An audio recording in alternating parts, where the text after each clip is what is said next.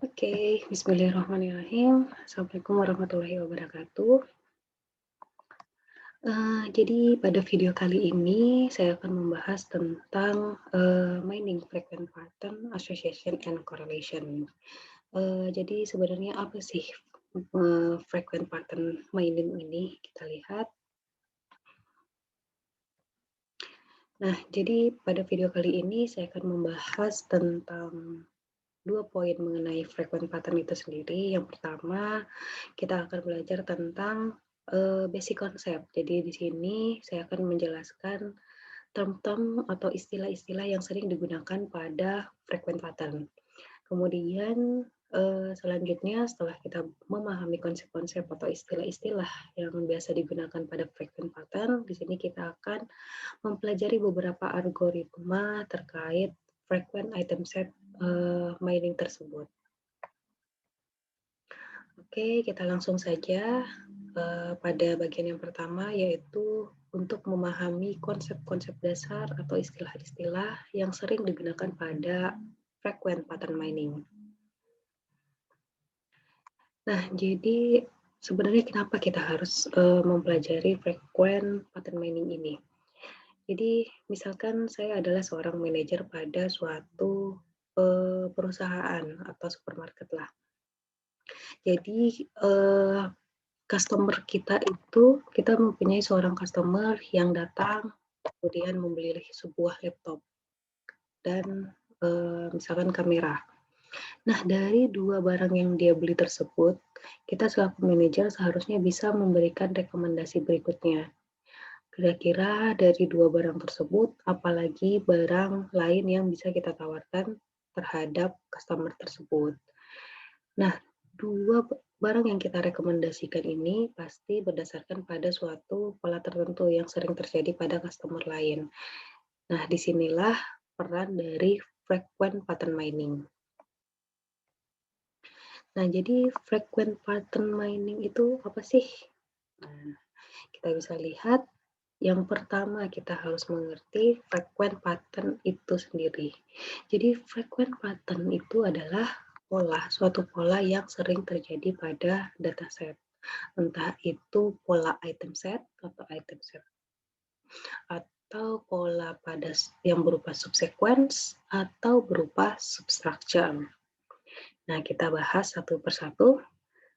Frequent item set. Jadi frequent item set itu apa sih? Nah, frequent item set ini merupakan sekumpulan item. Misalkan ada roti, ada susu. Nah, ini adalah sekumpulan item yang berisi roti dan susu yang sering muncul bersamaan. Jadi ini perlu digarisbawahi bahwa item yang sering muncul secara bersamaan pada suatu transaksi suatu transaksi yang kita miliki. Jadi di sini kita mempunyai suatu dataset ini berisi transaksi-transaksi, contohnya yang dilakukan oleh customer. Nah, kemudian kita punya subsequence.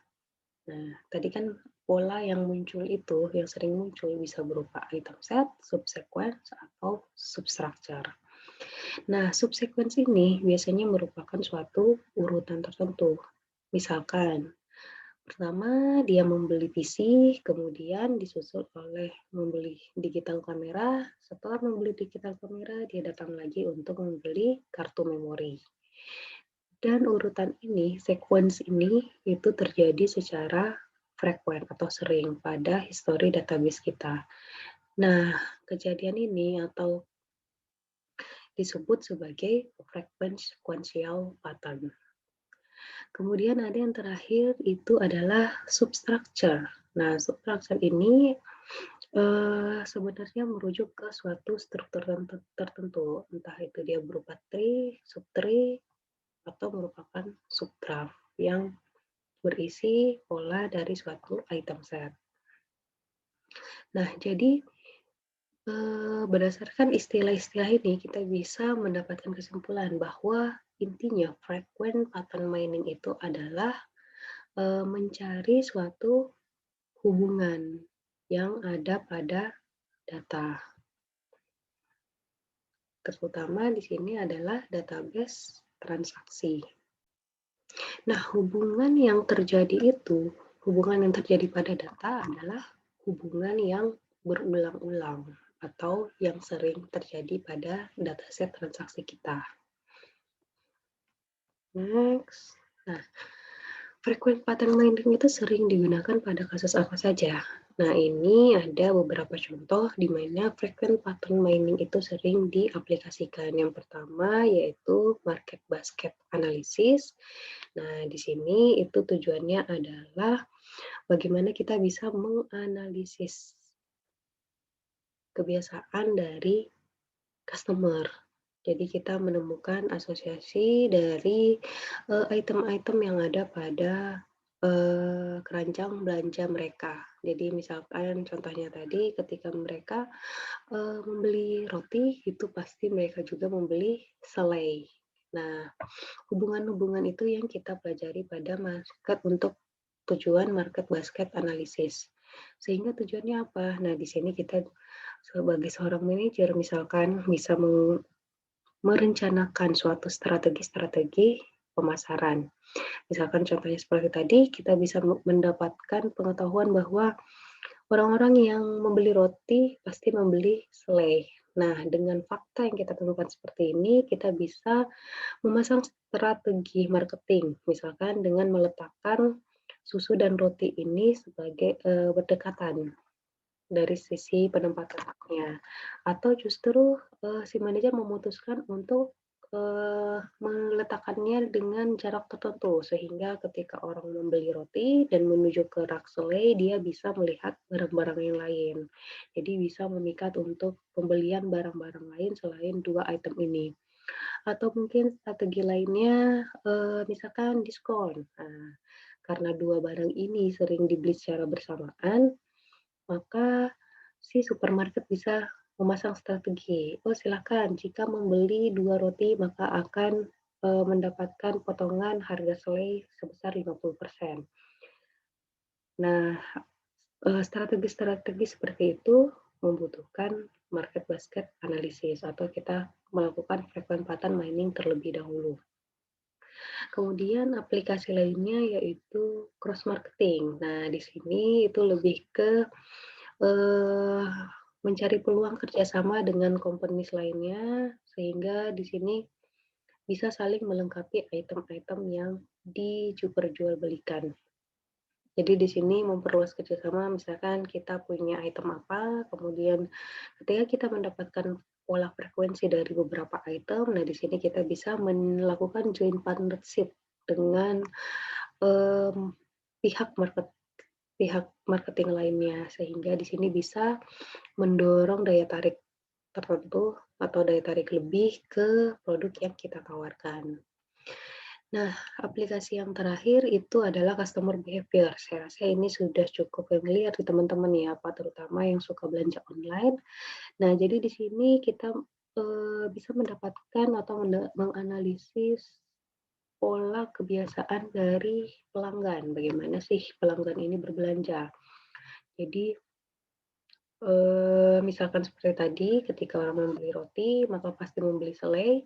Nah, misalkan, teman-teman sering melihat di beberapa toko online ya, ketika saya misalnya memasukkan roti dalam keranjang belanja saya, nah itu pasti sudah sistem belanja online-nya pasti sudah mengeluarkan rekomendasi-rekomendasi lainnya, misalkan di bawahnya itu sering Anda juga bisa membeli, selai. Nah, selai itu di bawah dikeluarkan beberapa rekomendasi selai dengan beberapa merek. Nah, itu salah satu contoh bagaimana, kita menganalisis customer behavior untuk meningkatkan, tingkat penjualan. Selanjutnya, nah, istilah selanjutnya yang harus kita pahami itu adalah association rule.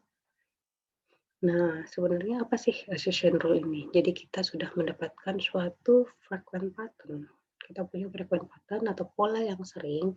Nah, association rule ini adalah bentuk representasi dari pola-pola tadi, pola-pola yang sering terjadi. Jadi, association rule ini berupa suatu aturan-aturan karena dia merupakan bentuk representasi. Jadi di sini bisa dilihat contohnya komputer antivirus software. Nah, berarti di sini maknanya adalah jika si user itu membeli komputer, maka dia juga akan membeli antivirus software. Dalam association rule ini, itu mengandung kita bisa katakan okelah parameter, 2 ukuran ya, 2 ukuran. Yang pertama itu adalah support, kemudian yang kedua adalah confidence. Jadi support dan confidence ini adalah 2 bentuk ukuran interestingness rule. Jadi seberapa menarik rule tersebut. Nah, jadi 2 ukuran ini yang akan kita gunakan. Apakah suatu rule itu bisa dikatakan kuat atau bisa digunakan atau tidak.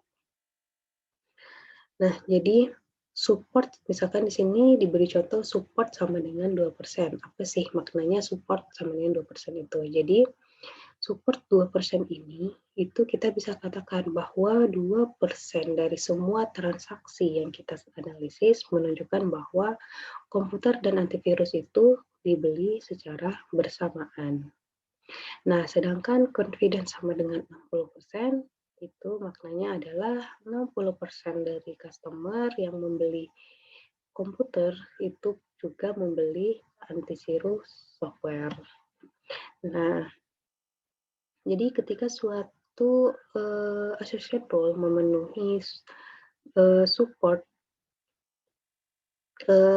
dan confidence ini, jadi kita akan mempunyai suatu threshold, kita akan mendefinisikan suatu threshold minimum dari support yang bisa kita terima dan minimum confidence yang bisa diterima. Jadi ketika suatu associate role bisa memenuhi 2 ukuran tersebut, minimum support threshold dan minimum confidence support minimum confidence threshold, sehingga kita bisa katakan bahwa rule tersebut adalah interesting atau strong, kuat ya.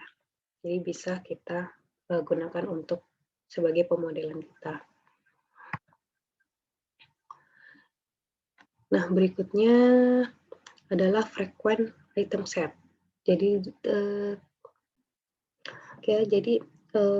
dari tadi kita berbicara tentang frequent, kata-kata frequent, kemudian item set. Nah, di sini saya akan menjelaskan detail dari istilah-istilah tersebut. Nah, jadi kita punya item set. Nah, item set ini adalah sekumpulan item. Jadi kayak misalkan tadi roti, itu roti kita bisa sebut sebagai item atau item set. Roti dan selai itu kita juga sebut sebagai item set.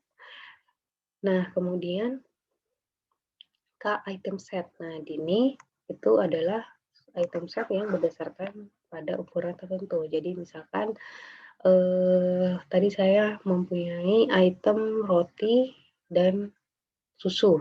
Nah, karena ada 2 item di dalamnya, maka disebut sebagai 2 item set. Karena di dalamnya berisi 2 item. Kalau hanya berisi 1, roti saja atau susu saja, nah itu disebut sebagai one item set atau 1 item set. Nah, kemudian ada istilah berikutnya, yaitu occurrence frequency of an item set. Jadi ini adalah, nah jadi kita punya frekuensi kejadian dari sebuah item set. Nah, bagaimana cara kita mendapatkan frekuensi kejadian ini? Kita harus menghitung berapa jumlah transaksi yang di dalamnya terdapat item set tersebut. Nah, frekuensi kejadian ini atau jumlah transaksi tadi itu biasanya disebut sebagai frekuensi atau support count atau count of the item set. Nah, atau ini juga sering disebut sebagai absolute support. Kemudian istilah berikutnya yaitu relative support. Nah, kalau tadi absolute support yang merupakan support count atau jumlah transaksi secara absolut, nah di sini kita punya relative support yaitu peluang dari suatu transaksi yang di dalamnya ada X, item set X. Itu disebut sebagai relative support. Nah, kemudian kapan sih suatu item set itu dikatakan sebagai frequent item set? Nah, jadi ketika kita mempunyai item set I, misalkan, item set ini dikatakan sebagai frequent item set jika relative supportnya itu adalah memenuhi minimum support threshold yang sudah kita definisikan sebelumnya. Next.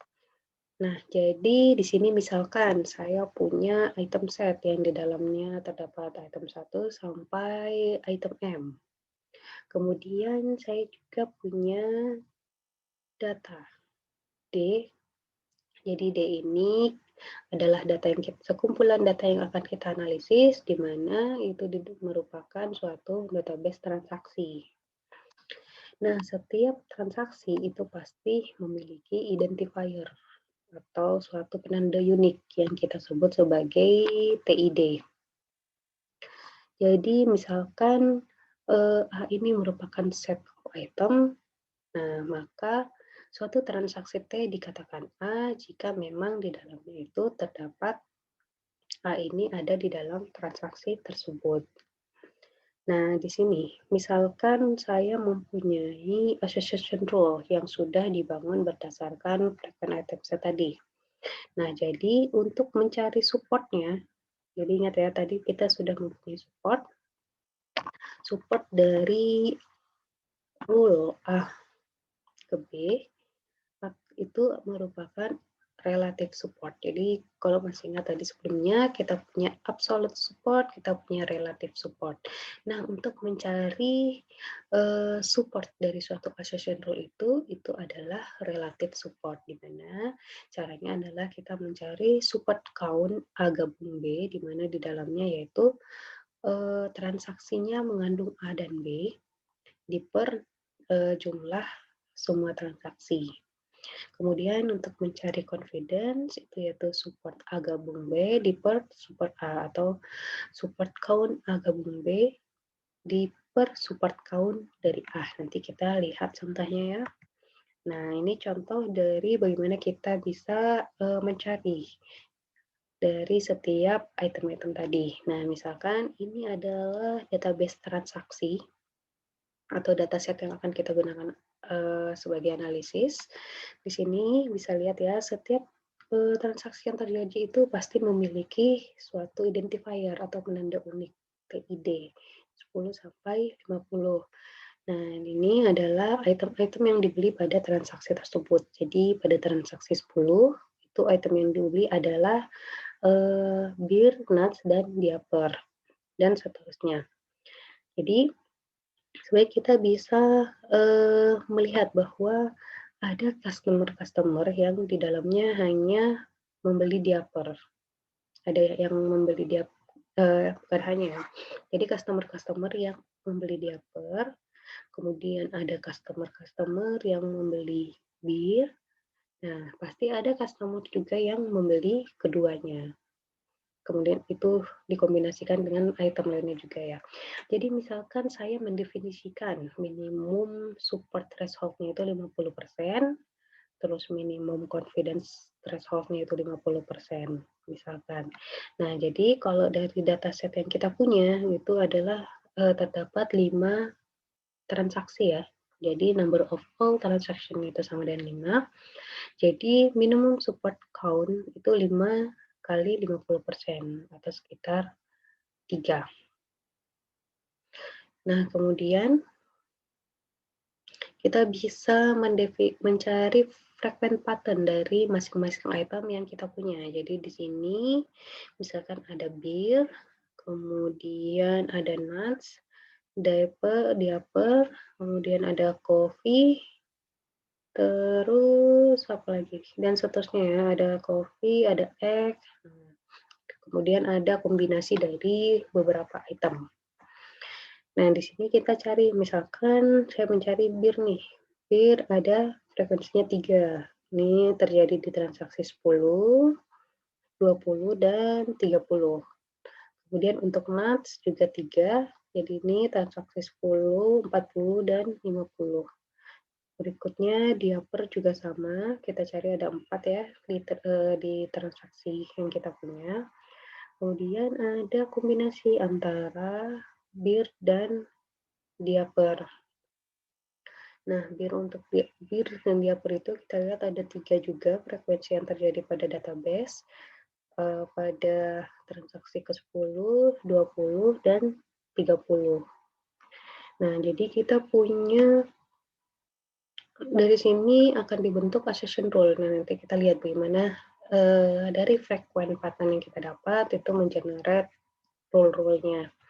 Nah, jadi misalkan di sini asumsi kita punya 2 rule, yaitu dan sebenarnya masih banyak rule yang bisa di-generate dari frekuen pattern yang kita punya.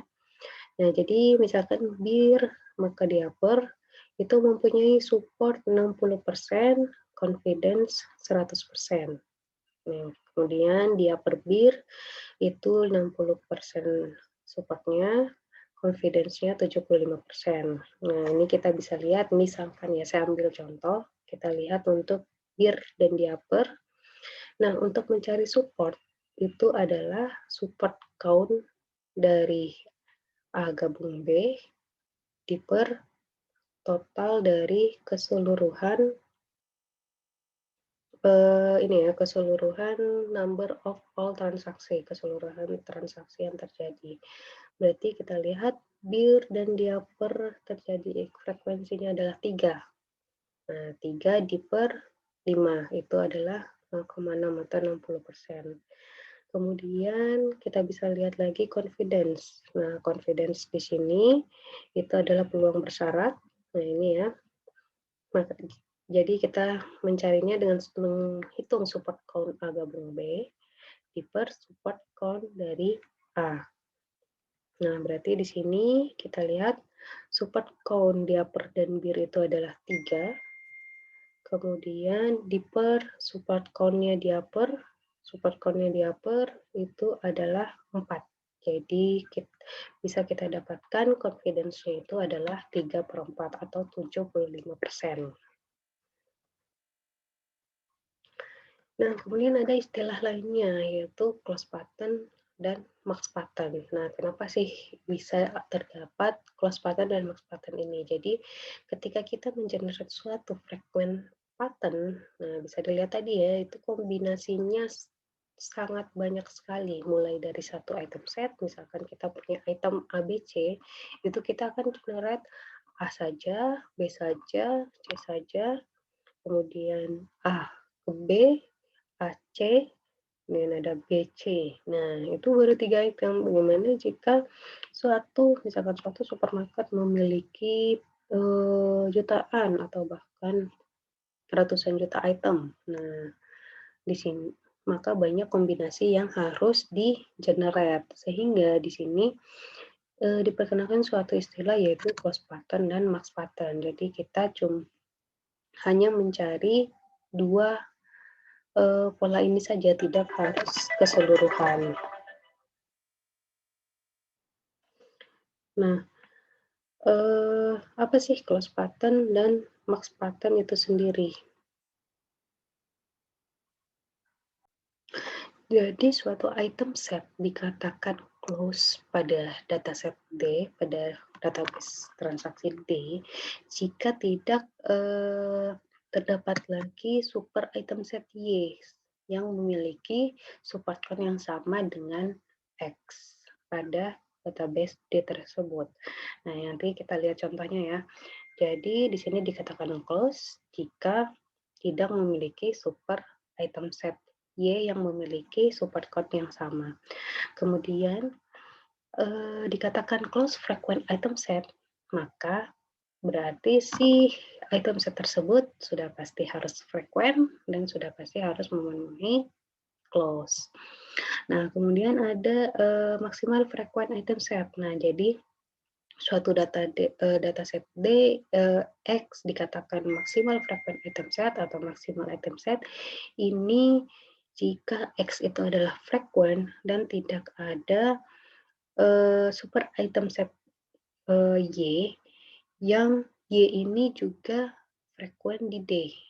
Nah, nanti kita lihat contohnya ya.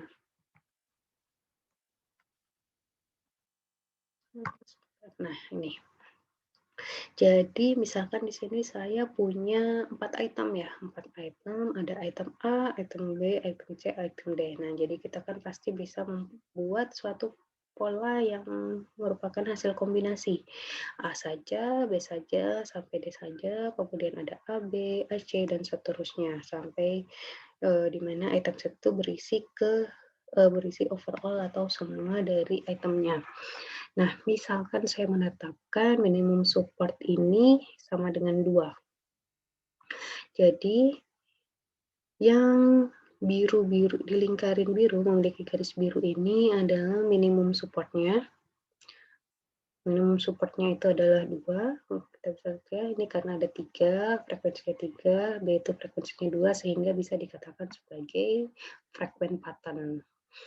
Nah, AC ini bukan frequent pattern karena frekuensinya terjadi di transaksi itu cuma 1 kali.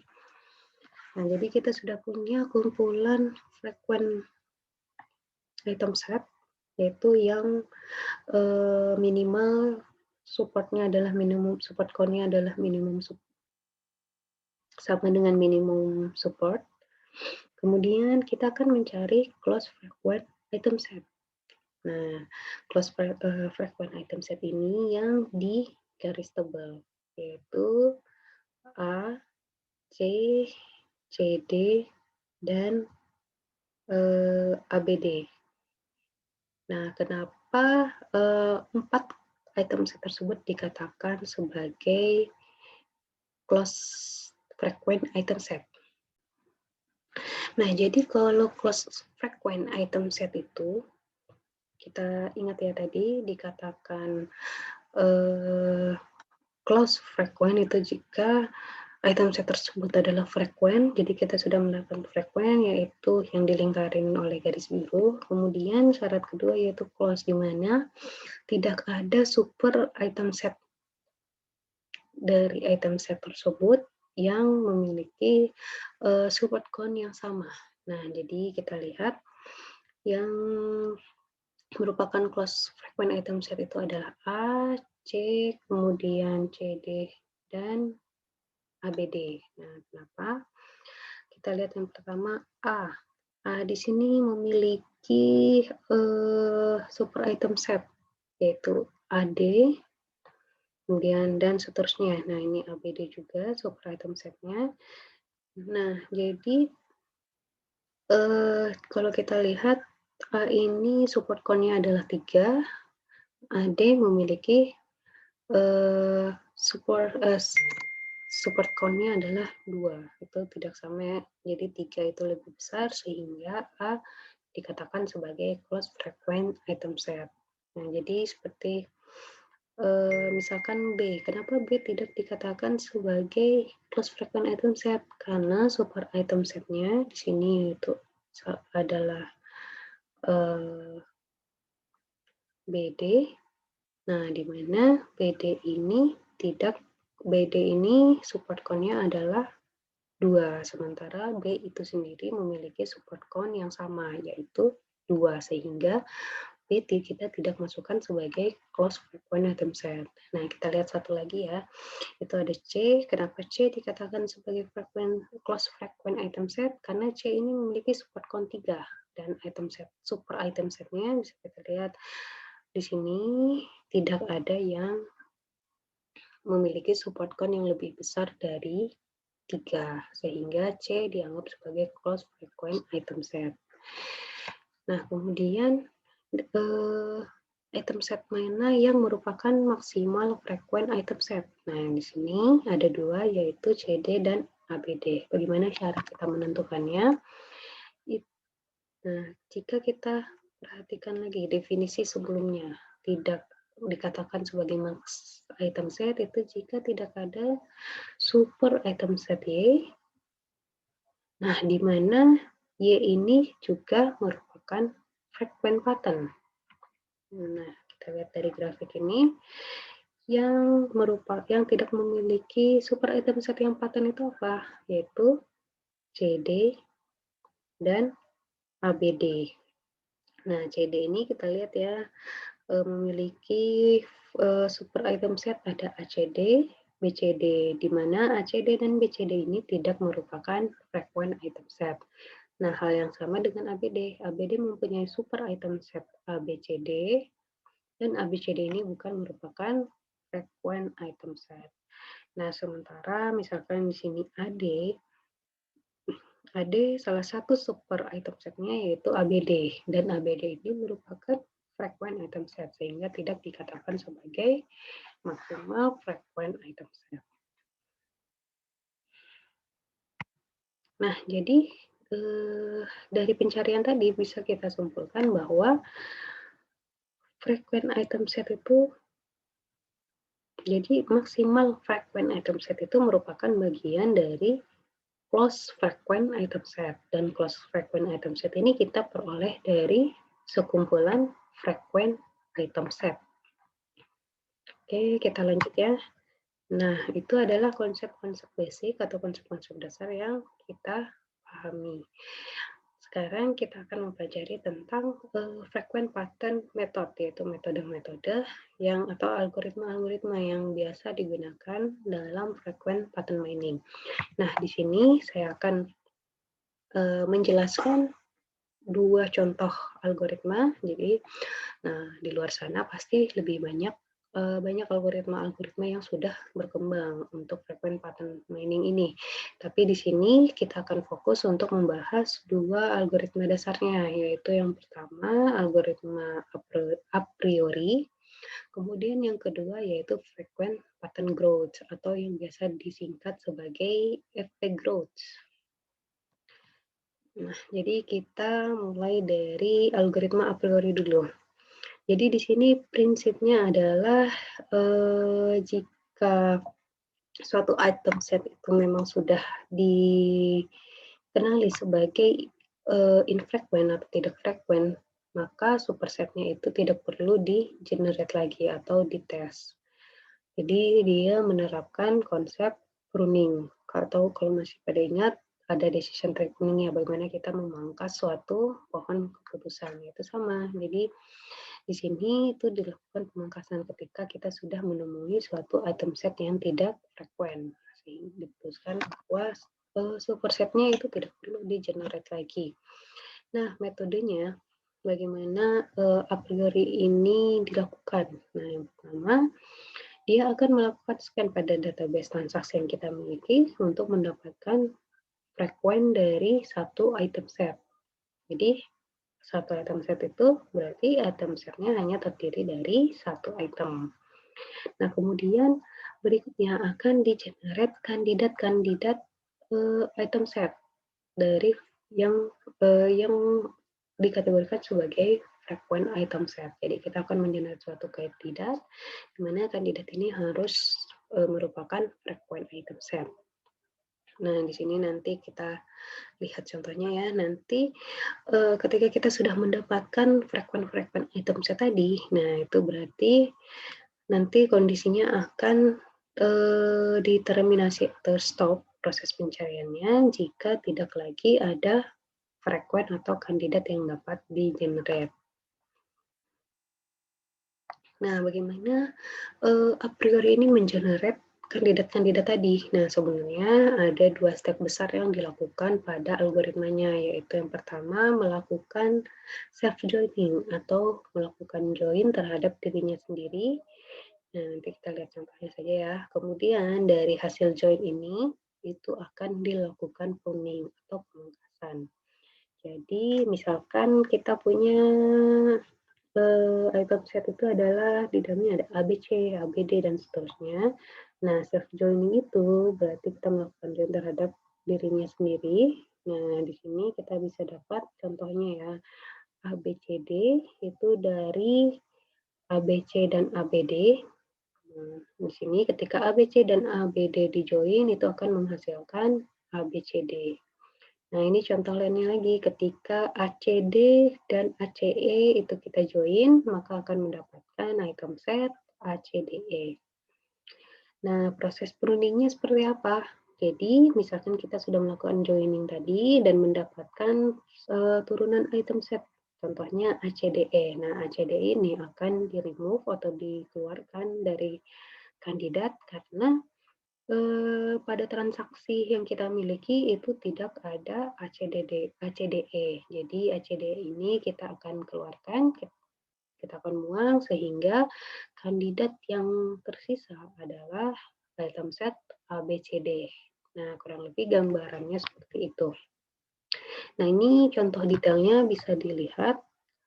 Misalkan kita mempunyai database. Nah, di sini database transaksi ada 4, 10 transaksi 10 sampai transaksi 40. Nah, misalkan ya, kita mempunyai mendefinisikan support minimumnya itu sama dengan 2.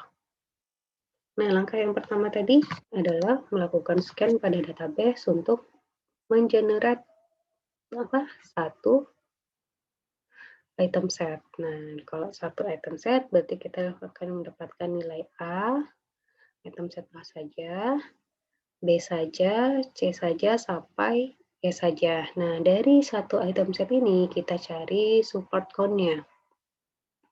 A itu ada 2 ya, ada transaksi 10 sampai 30 dan seterusnya sampai E. Nah, dari support count ini kita pasti akan mendapatkan frequent pattern atau frequent item set, yaitu yang minimal sama dengan minimum supportnya. Nah, di sini kita lihat ada item set D, itu support count-nya hanya 1, berarti tidak akan merupakan frequent item set. Nah, sehingga kita mendapatkan L1-nya itu hanya A, B, C, dan E.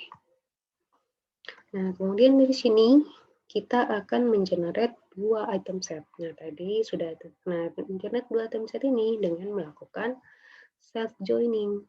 Nah, self joining ini dari L1 terhadap di join dengan L1 itu sendiri sehingga kita mendapatkan kombinasi AB, AC dan seterusnya sampai CE. Nah, dari item set kandidat baru ini, itu akan dilakukan evaluasi. Scan kembali, menghitung support count-nya, dan mengeliminasi item set yang bukan merupakan frequent item set. Jadi di sini ada A, B, itu hanya support count-nya hanya 1. Nah, ini akan dikeluarkan. Sehingga kita hanya memiliki item set yang frequent. Nah, dari L2 ini kita akan mengenerate lagi kandidat berikutnya. Sehingga di sini kita hanya mendapatkan satu kandidat yaitu B, C, dan E. Nah, di sini nanti saya akan jelaskan lebih detail bagaimana mendapatkan C3 ini menjadi suatu kandidat pada tahap ketiga dari L2 yang ini. Nanti saya akan jelaskan lebih detail di kelas. Bagaimana dari L2 ini bisa mendapatkan C3. Karena kalau kita lihat ya, di sini ada self joining. Kalau L2 dilakukan self joining itu kombinasinya pasti banyak, bukan cuma satu item set ini. Nah, di situ nanti kita akan lihat bagaimana prosesnya sehingga kita hanya mendapatkan BCE ini. Nah, kemudian dicek BCE ini itu menghasilkan support count-nya adalah 2. Nah, ini masih memenuhi minimum support. Nah, dari sini kita lihat tinggal 1 ya, jadi sudah tidak bisa dilakukan self joining lagi, sehingga prosesnya berhenti di L3, sehingga kita mendapatkan frequent item set-nya itu adalah B, C, E, di mana tidaknya adalah 2. Nah, dari frequent pattern yang kita dapatkan tadi, itu bagaimana kita bisa menjadikannya menjadi suatu assertion rule. Nah, jadi ketika kita sudah mendapatkan frequent item set dari suatu transaksi pada database D, nah dari situ kita bisa mendapatkan atau mengenerate suatu assertion rule yang strong. Nah, strong ini masih ingat kan? Dikatakan strong jika rule tersebut memiliki support yang minimal sama dengan minimum support threshold dan memiliki confidence minimal sama dengan minimum confidence threshold. Nah, jadi dari setiap frequent item set yang kita dapatkan, itu kita bisa mengenerate all subset ya, non-empty subset of E. Jadi, cara mengenerate-nya dari suatu frequent item set itu, nah ini seperti ini ya, S. Nah, S ini adalah subset dari frequent item set-nya, kemudian sehingga L kurang S. Nah, ini kita langsung lihat prakteknya aja ya, dengan suatu minimum confidence-nya itu adalah support count L diper support count S. Nah, jadi misalkan saya punya frequent item set X itu I2, I1, I2, I5. Nah, sehingga saya bisa membuat subset dari item set ini, yaitu I1, I2, I1, I5, I2, I5, kemudian I1 saja, I2 saja, dan I5 saja. Ini subset-subsetnya. Kemudian saya akan mencari confidence-nya dari masing-masing subset tersebut. Yang pertama, I1, I2, berarti role yang akan di-generate yaitu I2, I1, I2, maka I5. Dan seterusnya, itu kita hitung confidence-nya masing-masing. Jadi ketika saya mendefinisikan minimum confidence-nya itu 70%, maka hanya role yang kedua, ketiga, dan kelima yang akan menjadi assertion rule yang akan di-generate. Nah, itu kurang lebih gambaran bagaimana algoritma a priori bekerja. Jadi dia mengenerate kandidat-kandidat mulai dari satu item set sampai ke n item set. Nah, kemudian kita lihat ya bahwa cara kerja a priori ini itu adalah dia akan melakukan generation, mengenerate setiap kandidat. Nah, kemudian akan melakukan tes terhadap kandidat tersebut. Nah, bayangkan bagaimana proses tersebut itu dilakukan pada data yang sangat besar. Itu akan membutuhkan komputasi yang sangat tinggi. Nah, disinilah makanya muncul suatu pendekatan baru atau suatu algoritma baru yang disebut dengan pattern growth atau FP growth tadi, frequent pattern growth. Nah, di sini FP growth itu mencoba menutupi kekurangan dari a priori tadi, yaitu dengan menghindari proses kandidat generation-nya. Nah, bagaimana sih proses dari pattern growth approach ini? Nanti kita lihat lebih detail. Nah, jadi intinya langkah pertama yang dilakukan pada FP growth itu adalah sama dengan a priori. Jadi dia melakukan scan pada database untuk mencari satu item set dan support count dari masing-masing satu item set tersebut. Nah, ini langkah ini sama, tapi langkah berikutnya yang berbeda. Kalau misalkan a priori tadi, dari sini dilakukan seleksi untuk membuat kandidat baru dengan melakukan self joining terhadap untuk melakukan self joining dan menghasilkan dua item set. Nah, di sini langkah pada efek growth itu dari support count yang sudah didapatkan itu diurutkan dari yang terbesar sampai yang ke terkecil. Berdasarkan frequent item yang sudah di-sort tadi, itu akan dibangun suatu FP tree, frequent pattern tree. Jadi seperti pohon keputusan yang sudah kita pelajari ya. Nah, nanti itu prosesnya. Yang pertama pasti akan dibuat suatu node yang masih berisi 0 dengan label 0. Nanti algoritma melakukan scan database, kemudian item dari setiap transaksi itu diproses dalam suatu urutan yang sudah diurutkan tadi, kemudian akan dibangun suatu atau didefinisikan suatu cabang-cabang untuk setiap transaksi yang di-scan tadi. Jadi di sini intinya adalah efek growth itu membangun suatu pohon suatu pohon ya, suatu tree yang merepresentasikan si frequent item tadi atau aturan-aturan tadi. Jadi di sini kita lihat, misalkan saya mendefinisikan minimum support-nya itu sama dengan 3. Nah, dan dari sini kita dapatkan contoh transaksinya, ada 5 transaksi. Nah, dari sini langkah awal dari efek growth itu tadi adalah sama seperti a priori ya, kita membuat satu item set, kemudian menghitung frekuensi atau support count dari masing-masing satu item set tersebut. Nah, jadi di sini bisa saya dapatkan F itu ada 4, kemudian C itu 4, dan seterusnya sampai P. Nah, ini kenapa tinggal kayak gini? Nah, nanti teman-teman bisa lihat sendiri. Di sini semua ada nilai apa saja, bukan cuma 6 ini ya. Nah, ini kayak W. Nah, ada W, kenapa W itu nggak dimasukin? Karena W itu bukan merupakan frequent item set. Jadi bisa dilihat ya, W ini dalam transaksi hanya terjadi satu. Nah, tidak memenuhi minimum support, sehingga yang memenuhi itemnya memenuhi minimum support itu hanya FCA BMP. Kemudian dari masing-masing transaksi diurutkan berdasarkan frequent item set tadi, dari yang tertinggi hingga yang terendah. Nah, contohnya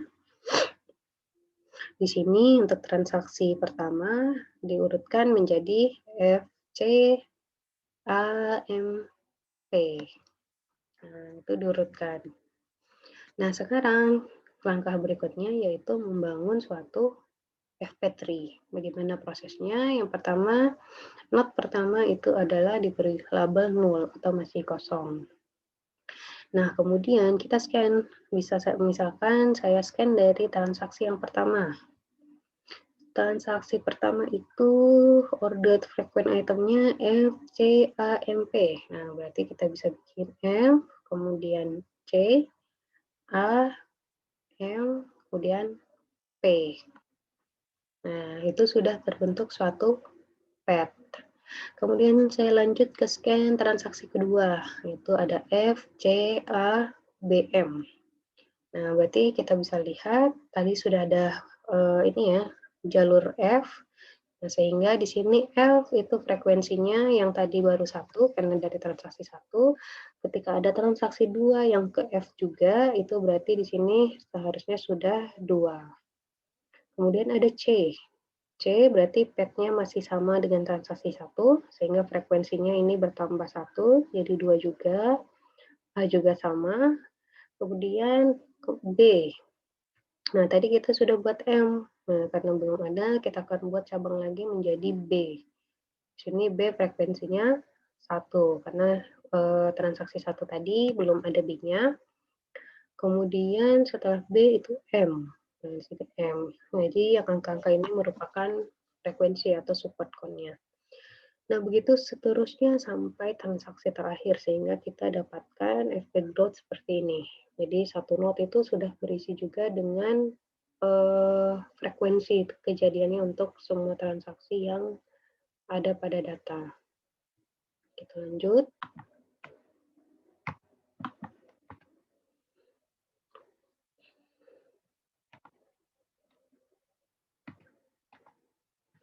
Oke, jadi ini contohnya untuk lebih jelasnya. Ini sebenarnya gambarnya sama ya, cuman lebih terpusat. Nah, ini contoh dari efek growth yang sudah dibangun tadi. Oke, kemudian jadi di sini ketika kita sudah membangun efek growth tadi, nah di sini kita sudah bisa membuat suatu pola yang kondisional, atau kita bisa fokus ke suatu pola tertentu saja yang terjadi pada database. Jadi, misalkan saya hanya ingin fokus ke transaksi-transaksi yang memang di dalamnya hanya terdapat item M. Nah, itu bisa kita bangun berdasarkan FP3 tadi, menghasilkan suatu kondisional, P kondisional istilahnya ya. Nah, bagaimana prosesnya? Itu yang pertama kita mulai dari frequent item yang sudah kita ini tadi urutkan tadi ya. Kita order dari yang support count tertinggi sampai ke support count yang terendah. Jadi misalkan di sini ada FCA BMP. Nah, di sini kita bisa bikin conditional pattern-nya dimulai dari C. Nah, C ini itu akan terjadi jika F dari F dulu. Itu sebanyak frekuensinya ada 3. Kemudian berikutnya ada A. A ini terjadi jika F dan C itu sebanyak 3. Selanjutnya ada misalkan B. Ini B ya, kita urutkan berdasarkan item frekuensinya.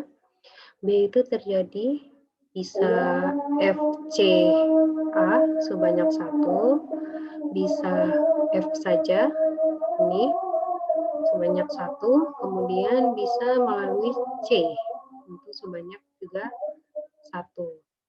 Nah, selanjutnya ada M.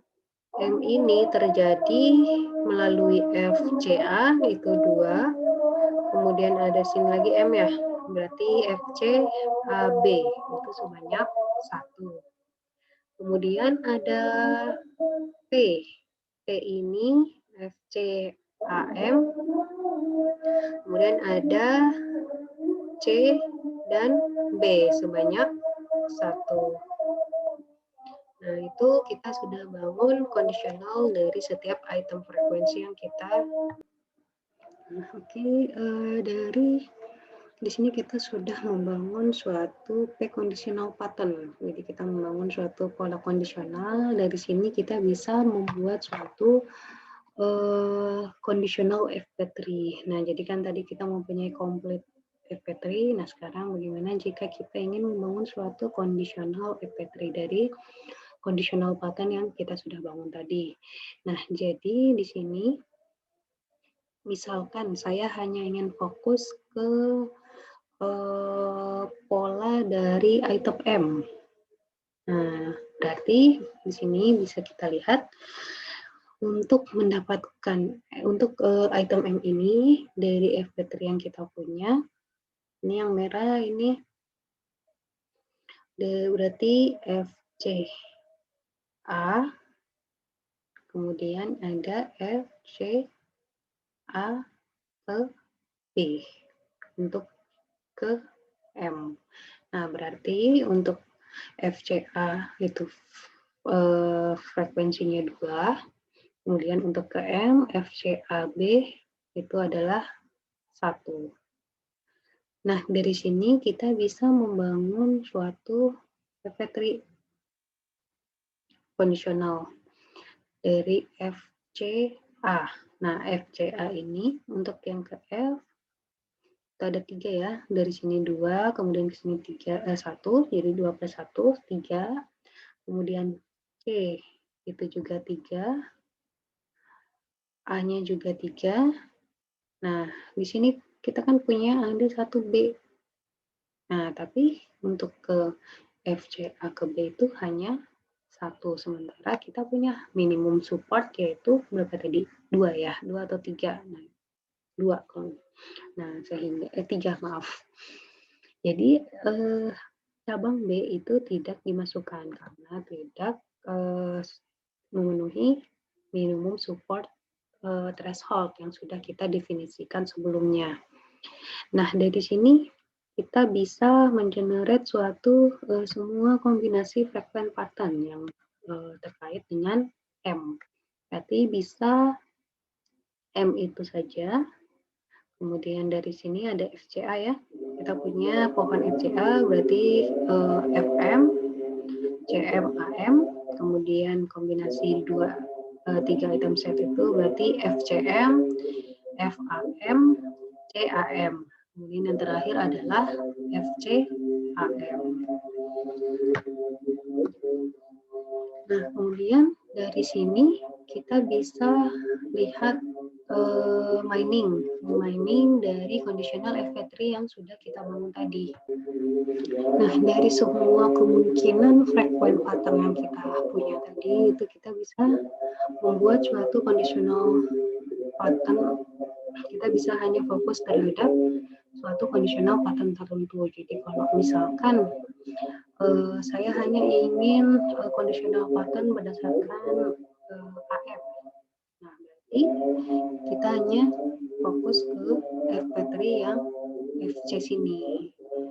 Jadi dari sini kita bisa membuat banyak conditional FP3 sesuai dengan frequent pattern yang ingin kita amati. Jadi kalau misalkan CM, nah berarti kan kita hanya perlu F-nya saja dari CM conditional FP3. Kalau misalkan CAM, nah kalau CAM berarti memang conditional tree-nya itu ada hanya F. Nah dari situ kita bisa membangun suatu atau banyak FP3 conditional FP3 berdasarkan frequent pattern yang ada.